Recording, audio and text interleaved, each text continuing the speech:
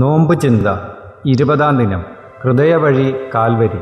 തയ്യാറാക്കിയത് father doctor VP. Joseph വലിയ വീട്ടിൽ, ഡയറക്ടർ കൃപാസനം. ആത്മീയതയുടെ PH ലെവൽ. നമ്മൾ കുടിവെള്ളത്തിൻ്റെ കാര്യം എടുക്കുമ്പോഴും മത്സ്യം വളർത്തുന്ന ജലാശയങ്ങളെക്കുറിച്ച് പറയുമ്പോഴും രക്തത്തെക്കുറിച്ച് പറയുമ്പോഴുമൊക്കെ പറയുന്ന ഒരു വാക്കാണ് PH ലെവൽ. ജലത്തിന് PH ലെവൽ ഉള്ളതുപോലെ രക്തത്തിനുമുണ്ട് PH ലെവൽ. വെള്ളത്തിൻ്റെ ഹൈഡ്രജൻ പൊട്ടൻഷ്യൽ ലെവൽ 7 ആണ് നോർമൽ. 7-ൽ താഴ്ന്നാൽ വെള്ളത്തിന് അമ്ലഗുണം കൂടും, കുടിക്കാനും പറ്റില്ല, മത്സ്യങ്ങൾ വളരുകയുമില്ല. കുറയുന്നത് പോലെ തന്നെ പ്രശ്നമാണ് കൂടുന്നതും. 8.5-ലേക്ക് PH ലെവൽ ഉയർന്നാൽ ക്ഷാരഗുണം കൂടും, അപ്പോഴും മത്സ്യങ്ങൾ വളരില്ല. PH ലെവൽ ക്രമീകരിക്കാനാണ് കുമ്മായമോ ചുണ്ണാമ്പോ ഒക്കെ വെള്ളത്തിൽ ചേർക്കാറുള്ളത്. അതായത് ജീവൻ നിലനിർത്താനും പുലരാനും ഒരന്തരീക്ഷം വേണം.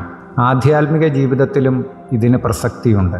ആധ്യാത്മിക ജീവിതം എന്ന് പറയുമ്പോൾ ആത്മാവിനാൽ നയിക്കപ്പെടുന്ന ജീവിതം, പരിശുദ്ധാത്മാവിനാൽ നയിക്കപ്പെടുന്ന ജീവിതം. റോമ 8:14. കർത്താവിൻ്റെ വചനപ്രകാരം ദൈവാത്മാവിനാൽ നയിക്കപ്പെടുന്നവരെല്ലാം ദൈവത്തിൻ്റെ മക്കളാണ്.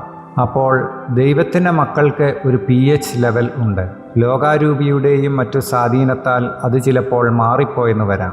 ലോകാരൂപി കൂടുമ്പോൾ അഹങ്കാരം, അധികാരപ്രമത്തത, ദുർമോഹം ഇവയൊക്കെ വന്ന് ലെവൽ വ്യത്യാസപ്പെടുത്തിയേക്കാം. പരിശുദ്ധാത്മാവിനെ നിങ്ങൾ നിർവീര്യമാക്കരുതെന്ന് ബൈബിൾ പറയുന്നത് 1 തെസ്സലോനിക്ക 5:19 ഇതിനെക്കുറിച്ച് തന്നെ. നമ്മളിൽ ലോകാരൂപി ശക്തിപ്പെട്ടാൽ ഉള്ളിലെ പരിശുദ്ധാത്മാവ് നിർവീര്യമാക്കപ്പെടും. ഇതിനെക്കുറിച്ച് ഈശോ പറഞ്ഞത് എന്താണ്?